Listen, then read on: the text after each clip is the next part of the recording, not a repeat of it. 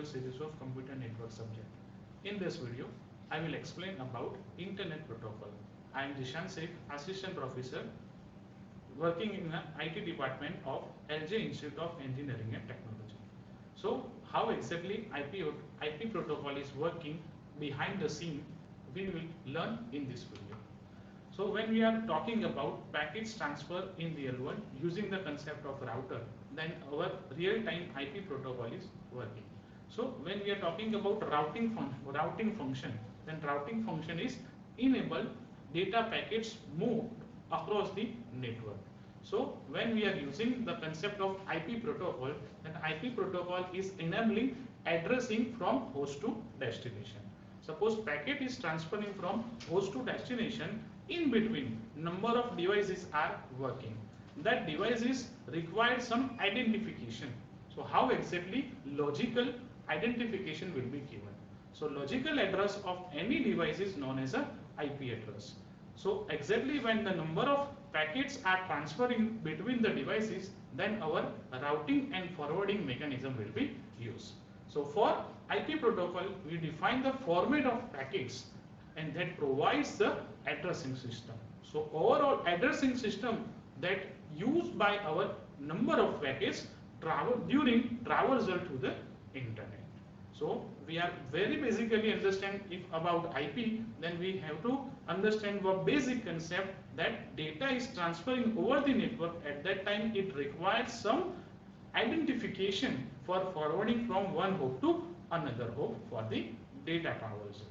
So let's understand whole scenario. So before moving to the exact IP addressing mechanism or how the data is transferring and what is the datagram format, we are basically cover the network layer services. So host and router through the network layer, which are the function does.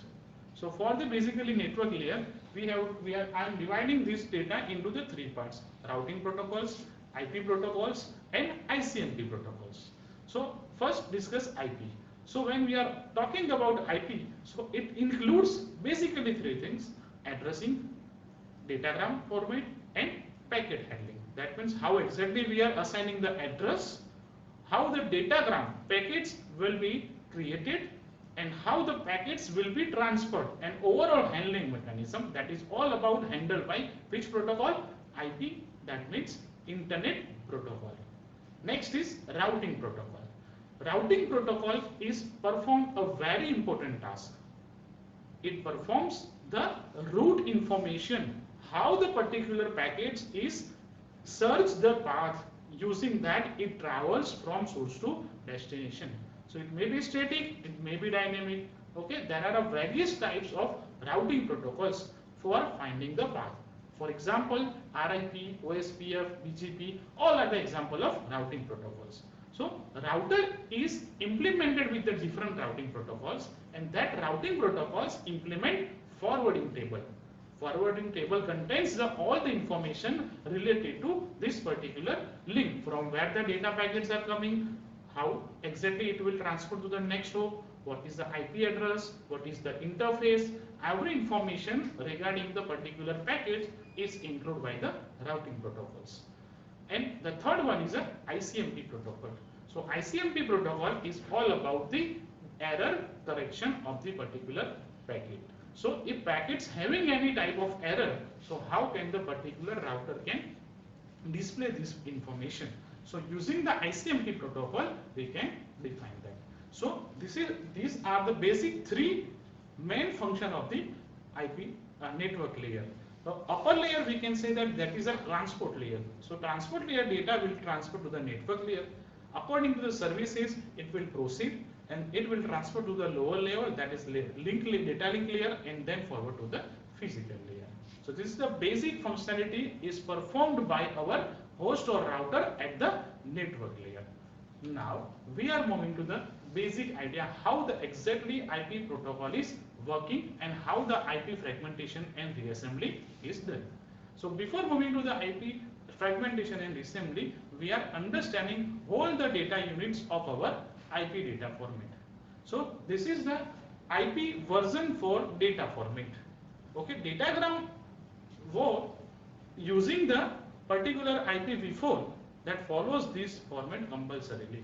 If any packets want to transfer over the medium, then one standard structure of IP protocol is used. So basically, two types of IP is used in real-time scenario, IP version 4 and IPv6. This structure is all about IP version 4. IP version 4 having 32 bits of space, and total possibility of that particular IPv4 is 2 raised to 32. So let's discuss whole structure step by step. So from this particular scenario, we understand first thing is version. So version is defining which version of IP you are using, IP version 4 or IP version 6. So that will be defined by first our particular format, that is version format. Next is a header length. Header length will display what is the length of the particular header. Every layer of OSI model is adding header information, and that header information is encapsulated and then it will transfer to the next layer. So the IP protocol will establish the particular header format, that will be what is the length of this header, it will be identify the header length. Normally it is a 20 bytes. Next is type of service. So if we are talking about reliability, availability and other type of high level services is used by the IP layer, that will be used by this particular field. Next is length. If we are talking about the particular length, then it will be a length of the particular data. That will be defined by the particular IP address. Next we are moving to the time to live field. Time to live field is all about how particular data is transferring from one hop to another hop. Suppose my data is transferring to router A. Router A will transfer the data to the router B. So from how many routers my data is transferring to my destination? What is that? What is the number of time my particular packets is travel from number of hops? That will be defined by time to live field. For example, if my packet is lost, it's not finding the correct path, and it will moving around the network again and again, and it goes to the infinite loop. At that time, this field will be checked. If time to live field become a 20, it is the maximum size, then it will be considered as a rejected. So particular source will identify that my particular time to live is not reaching to my particular level, then it can resend. So time to live will identify how many times our packets is moving in the network. Next is upper layer. So upper layer will identify the network. Upper layer of a network layer is transport layer. So transport layer is using which type of services? There are two possibilities. If it is used TCP or it is used UDP. So that service is identified by which layer, which particular field, upper layer field. And finally we are concluding to the total datagram length. It is a meaningful. Total datagram length will identify how many bytes of data is including in our IP. Because IP contains another field also. So originally how many bytes of data is available for the particular data transfer, that will be represented by particular total datagram field. So maximum 1500 of bytes, 1500 bytes is the maximum size of data set, where we have a length of 2 raised to 32, that means 6535535. Instead of this whole range, our data contains only 1500 bytes.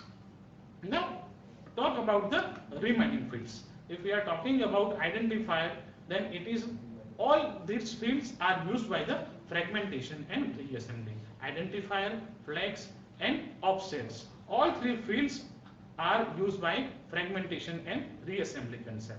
We will discuss this topic later part. Another remaining part is our IP address, that is 32-bit source IP address, 32-bit destination IP address, and all about remaining optional part and data part. So that is defined by the timestamp, record route and other extra spaces that will be required by particular situation. So exactly if we are talking about the how much overhead done by this particular IP, then we can say that 20 bytes of TCP, then 20 bytes of IP is equal to 40 bytes plus IP layer overhead, because 20 bytes of particular our header length is already fixed. So if we are talking about data format is containing 20 bytes of TCP, then 20 plus 20 is equal to 40 bytes, and what extra upper layer overhead will be included. So this is the basic fundamental. Each and every structure is defined by our IP datagram format. Now we are moving to the fragmentation and reassembly. So when we are transferring the data from source to destination, then network layer is established one maximum length for transferring data from one hop to another hop. That is known as a maximum transfer unit. Exceed this MTU, we cannot send the data. If exceed this limit, if any data is there, then the data is divided into the MTU. For example, I want to send the data of 3000 bytes. So if my MTU is 1500 bytes, then I have to divide this data into the two parts. Suppose my data length is 400 bytes and my maximum size is 100, then I have to choose 4 breakup for particular my data to send the using my IP address. So the larger fragment is known as a fragment here. The packets which we are converted using MTU size, this is known as a fragment. So one datagram becomes here several datagrams during the fragmentation problem. But what they happen at the receiver side? Different fragments are transferring to the root. At the receiver side, the same fragments are come together and provide one original data. This process is known as a reassemble process.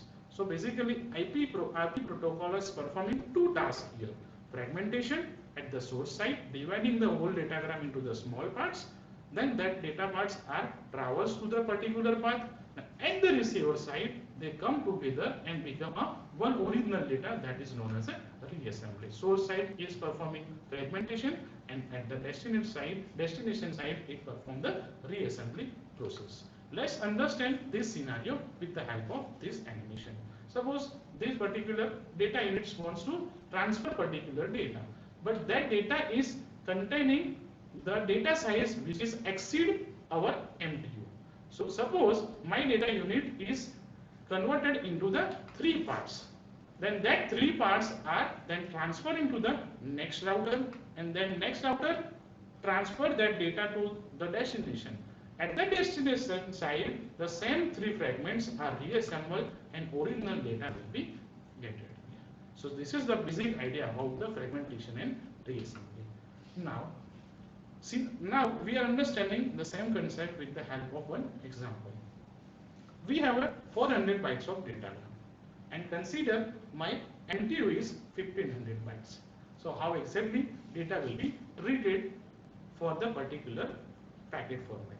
So here my total length is 4000 here. Okay, my specific unique ID is X.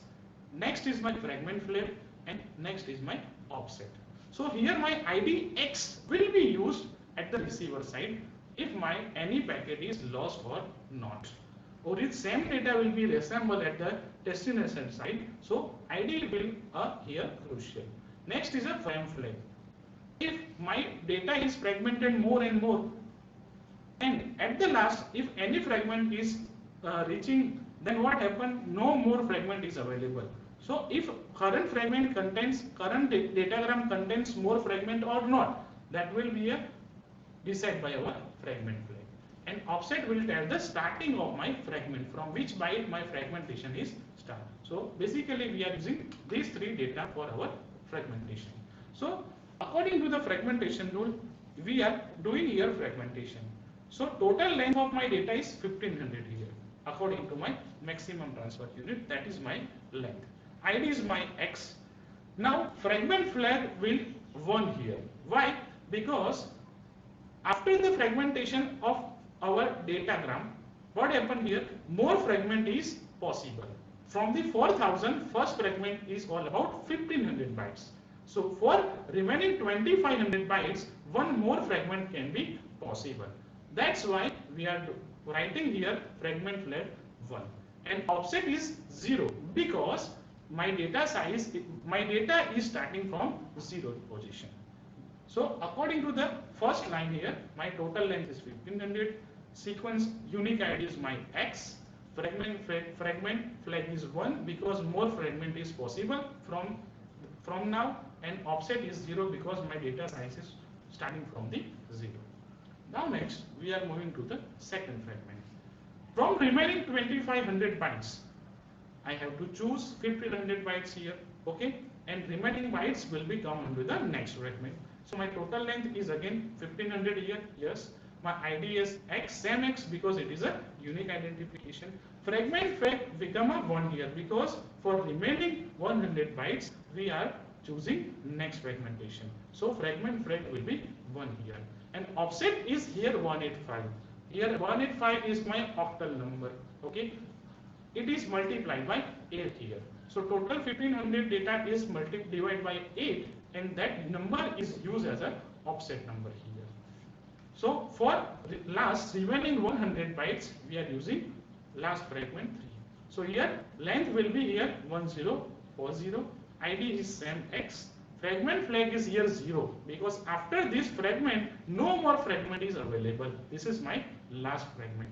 So for that we are using fragment flag 0, and offset is here 370 according to the 370 multiplied by 8. So this is the basic fragmentation we perform here for our given example 4000 bytes and datagram MTU. So this is the basic idea how exactly we performing the fragmentation, how the data is performing. So when we are talking about here first field, how we are deciding, then it is possible 1500 in the from given 1500 byte we are using 20 bytes of header. So original data is used here, how many bytes? 1480. For remaining 220 bytes we have to consider header information. The same way for second fragment, it also contains 1480 divided by 8 for my offset. The same way for we are performing. So this is all about fragmentation. Thank you for watching video.